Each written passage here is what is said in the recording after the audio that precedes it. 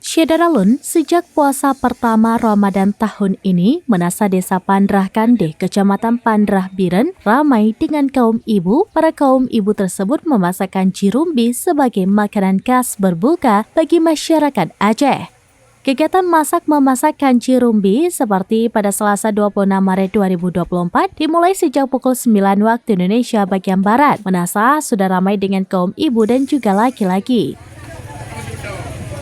Mereka berbagi tugas masing-masing untuk memasak kanci rumbi dalam kuali besar. Setelah masak, nantinya dibagikan kepada warga yang datang ke Menasa, terutama warga desa sekitar. Kanji rumbi dimasak mulai pukul 9 waktu Indonesia bagian Barat hingga pukul 15 waktu Indonesia bagian Barat dan dibagikan kepada warga usai sholat asar.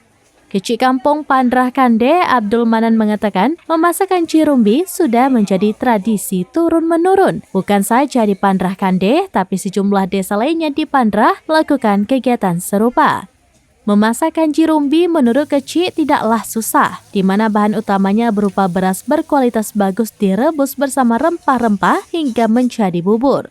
Bubur yang ditumbuk halus ini antara lain bawang goreng, seledri, serta bawang putih dan campuran sejumlah rempah-rempah khas lainnya.